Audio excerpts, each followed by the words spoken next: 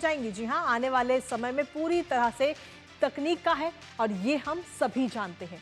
आज हर कोई एआई यानी कि आर्टिफिशियल इंटेलिजेंस की मदद ले रहा है और ऐसे में भारत के वैज्ञानिकों ने अपनी मेहनत से एक और बड़ी उपलब्धि हासिल की है।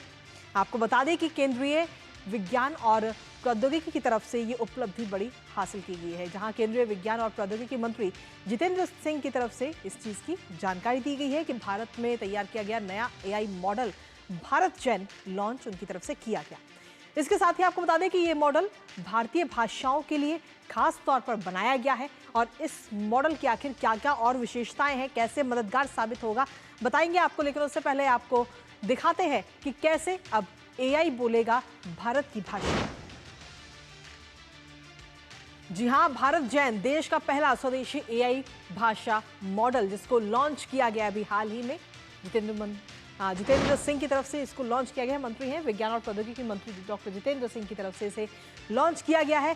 इसके साथ ही अगर हम देखें तो 22 भारतीय भाषाओं में ये भारत जेन जो है वो आगे आने वाले समय में अपनी सेवाएं देगा। बोलियां और क्षेत्रीय भाषाओं के साथ क्षेत्रीय जो भाव हैं उनके साथ में इसके साथ ही सांस्कृतिक जुड़ाव भी ग्रामीण इलाकों तक पहुंच पाएगा।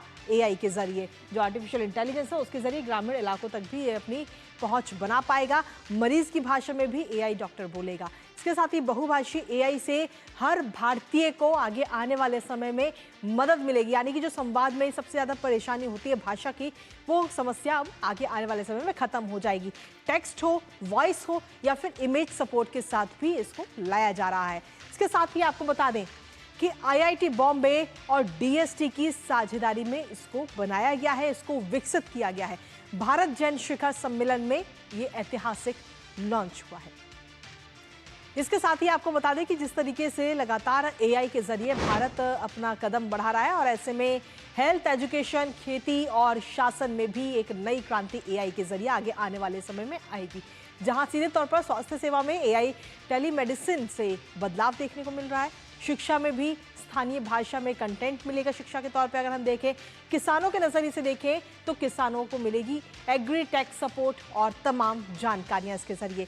शासन से शिकायत और निवारण भी कर पाएंगे। सीपी ग्राम्स जैसे प्लेटफॉर्म में एआई इंटीग्रेशन भी किया जाएगा। इसके साथ ही आपको बता दें कि प्रधानमंत्री नरेंद्र मोदी के टेकेड विजन की भी एक बड़ी छलांग देखने को मिलेगी, यानी कि एआई आर्टिफिशियल इंटेलिजेंस के जरिए सिर्फ एक नहीं बल्कि कई क्षेत्रों में इसका विस्तार किया जा रहा है, जहां छोटे स्टार्टअप्स को भी बड़ा मंच आगे आने वाले समय में मिलेगा। किस तरीके से, आइए नजर डालते हैं। दरअसल छोटे स्टार्टअप्स को बड़ा मंच आगे आने वाले समय मिलेगा, जहां भारत केंद्रित डेटा संग्रह का ये पूरा मिशन है। कम डिजिटल मौजूदगी वाली भाषाओं के लिए खासतौर पर डेटा कुशल ये ट्रेनिंग दी जाएगी, जहां खुली टेक आर्किटेक्चर से एमएसएमई यानी कि जो छोटे उद्योग होते हैं वो अपना प्रोडक्ट को बना सकते हैं, अपने प्रोडक्ट को विकसित कर सकते हैं, जिसके जरिए भारत के स्टार्टअप्स जो हैं उनको लोकल भाषा वाला एआई इंजन मिलेगा। लोकल क्षेत्र में उनको काफ़ी फायदा इससे आगे आने वाले समय पहुंचेगा और ये इनोवेशन अब सिर्फ मेट्रो शहरों तक सीमित नहीं रहेगा, ये गांव क्षेत्र जो है, जो ग्रामीण क्षेत्र है, वहां तक भी पहुंचेगा। तो सीधे तौर पर हम देखें तो एआई के क्षेत्र में भारत की तरफ से ये एक बड़ी छलांग के तौर पर भी देखा जा रहा है। लेकिन